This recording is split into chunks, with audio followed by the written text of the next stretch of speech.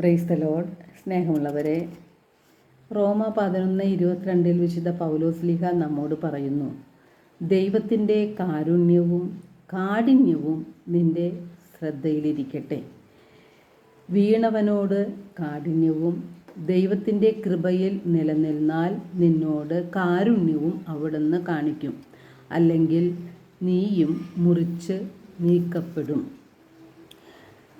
സങ്കീർത്തനം 105 സങ്കീർത്തകൻ പറയുന്നു, കർത്താവ് നല്ലവനാണ്, അവിടുത്തെ കാരുണ്യം ശാശ്വതമാണ്, അവിടുത്തെ വിശ്വസ്തത തലമുറകളോളം നിലനിൽക്കും. സങ്കീർത്തനം 103:11 പറയുന്നു, ഭൂമിക്ക് മേൽ ഉയർന്നിരിക്കുന്ന ആകാശത്തോളം ഉന്നതമാണ് തൻ്റെ ഭക്തരോട് അവിടുന്ന് കാണിക്കുന്ന കാരുണ്യം എന്ന്. അപ്പോൾ കരുണാമയനും സ്നേഹസമ്പന്നനും നീതിമാനുമായ ദൈവം നമ്മോട് കരുണ കാണിക്കുന്നതിന് പ്രത്യേക ലക്ഷ്യങ്ങളുണ്ട്.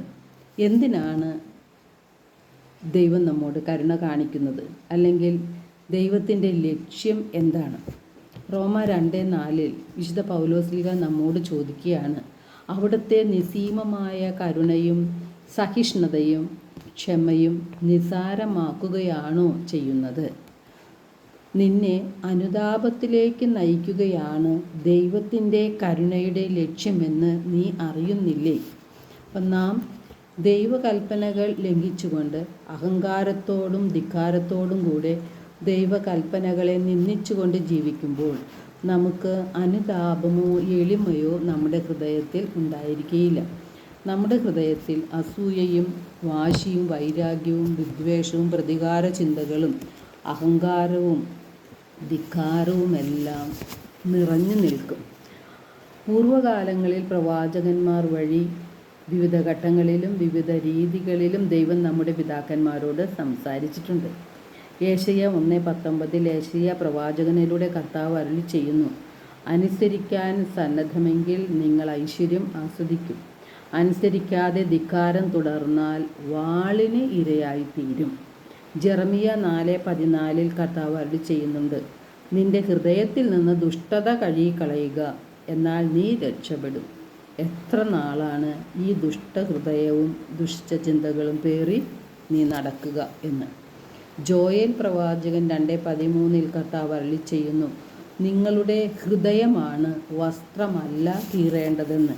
ഇവിടെ നമ്മുടെ ഹൃദയത്തിലെ അഹങ്കാരവും ദുഷിച്ച ചിന്തകളും അസൂയയും വിദ്വേഷവും എല്ലാം മാറ്റി നമ്മുടെ ഹൃദയത്തെ നിർമ്മലമായി സൂക്ഷിക്കുമ്പോൾ ദൈവത്തിൻ്റെ കൃപയിൽ ജീവിക്കുവാൻ നമുക്ക് കഴിയും.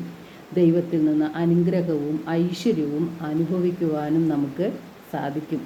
എന്നാൽ നാം പാപത്തിൽ തുടർന്നുകൊണ്ട് ധിക്കാരത്തിൽ ജീവിച്ചാൽ, അനുദപിക്കാതിരുന്നാൽ ജീവിക്കുന്ന ദൈവത്തിൻ്റെ കരങ്ങളിൽ വീഴുക ഭയാനകമാണ്.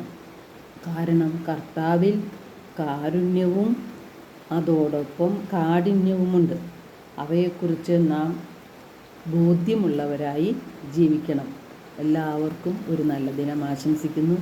ദൈവം നമ്മെ ഓരോരുത്തരെയും സമൃദ്ധമായി അനുഗ്രഹിക്കട്ടെ.